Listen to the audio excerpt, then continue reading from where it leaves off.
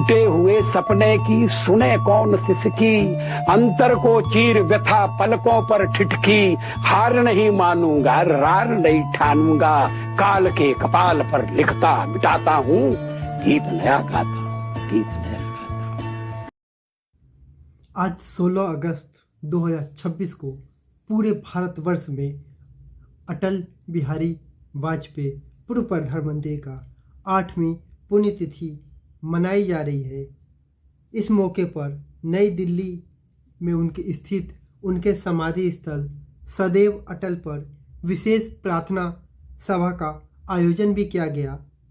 राष्ट्रपति द्रौपदी मुर्मू, उपराष्ट्रपति सीपी राधाकृष्णन और प्रधानमंत्री नरेंद्र मोदी ने समाधि स्थल पर पहुंचकर उन्हें पुष्पांजलि अर्पित की।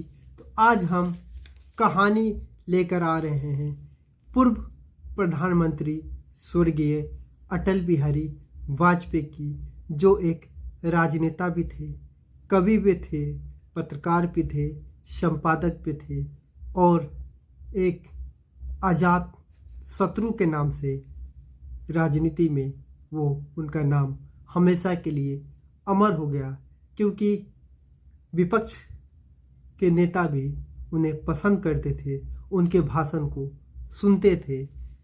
अटल बिहारी वाजपेयी केवल एक नेता नहीं बल्कि एक महान कवि, अद्वितीय वक्ता और असाधारण दूरदृष्टि वाले राजनेता थे। देश उनके कुछ ऐतिहासिक फैसलों के लिए हमेशा उनका ऋणी रहेगा। उन्हें भारत का राजनीतिक का अजात शत्रु कहा जाता है, जिसका कोई दुश्मन नहीं होता है। अटल बिहारी वाजपेयी का जन्म 25 दिसंबर 1924 को मध्य प्रदेश के ग्वालियर में एक साधारण ब्राह्मण परिवार में हुआ था। उनके पिता का नाम पंडित कृष्ण बिहारी वाजपेयी, वहीं माता का नाम कृष्णा देवी थी। उनके पिता एक स्कूल में शिक्षक होने के साथ साथ कवि भी थे, जिससे अटल जी को कविता और साहित्य की प्रेरणा विरासत में मिला। उन्होंने अपनी शुरुआती शिक्षा ग्वालियर के गोरखी विद्यालय से पूरा किए। इसके बाद उन्होंने ग्वालियर के ही विक्टोरिया कॉलेज, अब महारानी लक्ष्मीबाई कॉलेज से स्नातक पास किए। फिर उन्होंने कानपुर के डीएवी कॉलेज में राजनीतिक शास्त्र से एमए की डिग्री प्रथम श्रेणी से पास किए। क्योंकि वो अटल बिहारी वाजपेयी जी छात्र जीवन से ही राष्ट्रीय स्वयंसेवक संघ यानी कि आरएसएस के प्रचारक भी बन गए थे। अटल जी जब वो कक्षा 5 में थे तब उन्होंने अपने जीवन की पहली कविता लिखी थी और उनके भीतर का कवि हमेशा सच और देश के परिस्थितियों को शब्दों में पिरोता था। वहीं जब अटल बिहारी वाजपेयी जी जब युवावस्था में पहुंचे तब भारत छोड़ो आंदोलन 1942 में उन्होंने भाग लिया और वो जेल चले गए। जेल से बाहर आने के बाद उन्होंने राष्ट्र सेवा के लिए पत्रकारिता को चुना और उन्होंने प्रांजन और राष्ट्र धर्म जैसे कई अखबार का संपादन किए। उनके संपादकीय और कविताएं देशवासियों के दिलों में देशभक्ति का जोश भर देती थी। उनका कवि रूप अब देश की आवाज़ बन रहा था। फिर आया 1957 में वो पहली बार उत्तर प्रदेश की बलरामपुर सीट से लोकसभा संसद चुने गए।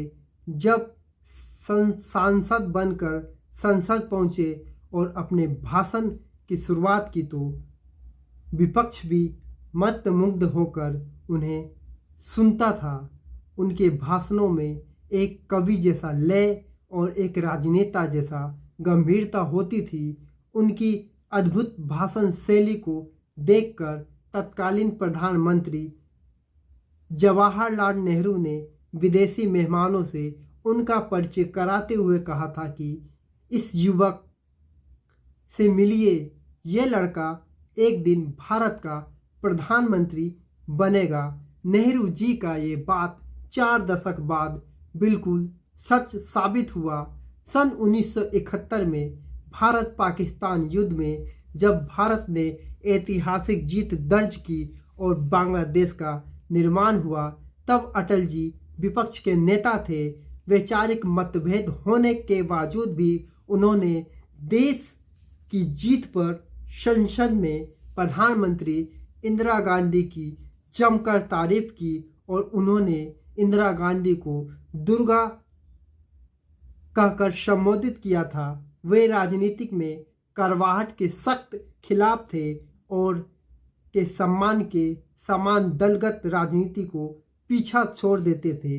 अटल जी का राजनीतिक जीवन संघर्षों से भरा रहा। 1975 में आपातकाल यानी कि इमरजेंसी के दौरान उन्हें जेल में डाल दिया गया।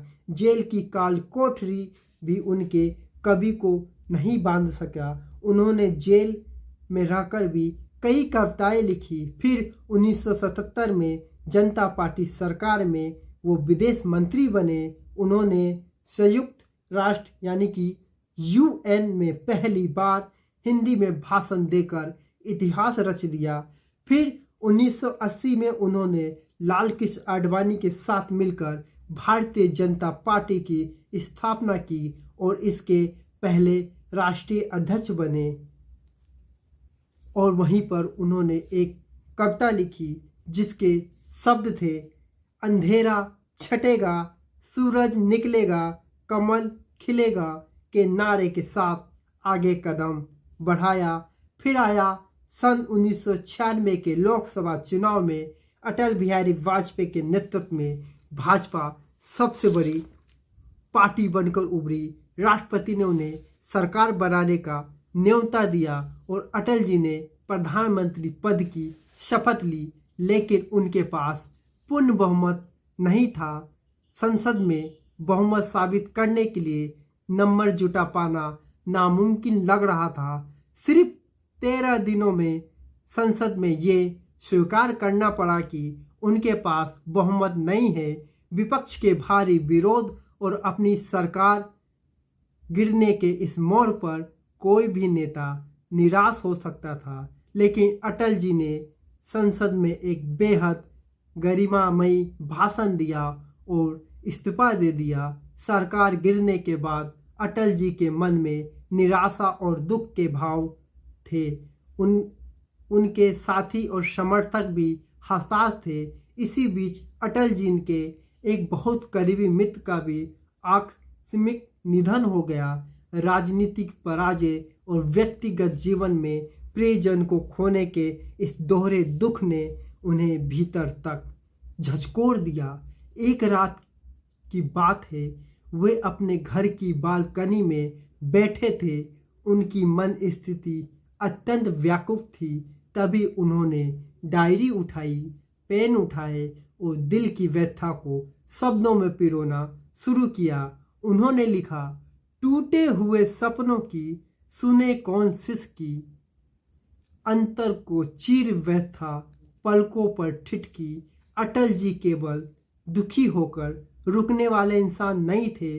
कविता की शुरुआती 2 पंक्तियों में अपनी पीड़ा व्यक्त करने के बाद उनका जुझारू व्यक्ति जाग उठा। उन्होंने तय किया कि वे इस राजनीतिक हार को अपनी अंतिम हार नहीं बनने देंगे। उन्होंने खुद को और देश के करोड़ों समर्थकों को ढांढस बांध देने के लिए अगली पंक्तियां भी लिख डाली, जो आज इतिहास का हिस्सा है।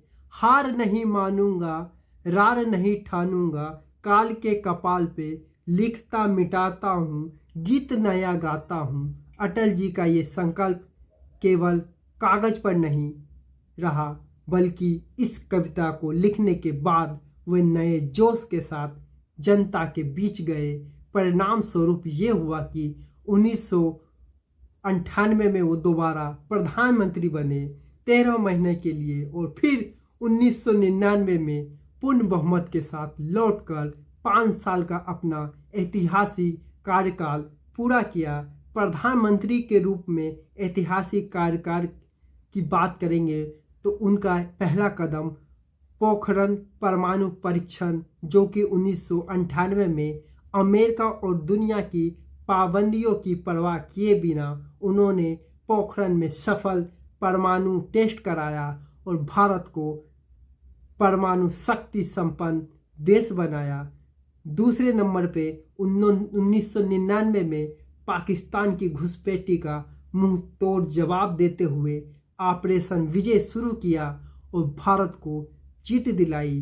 सड़कों की जाल की बात करें तो देश के चारों कोनों को जोड़ने के लिए स्वर्णिम चतुर्भुज और हर गांव के लिए प्रधानमंत्री ग्रामीण सड़क योजना की शुरुआत की। शिक्षा के क्षेत्र में भी उन्होंने क्रांतिकारी योगदान दिया।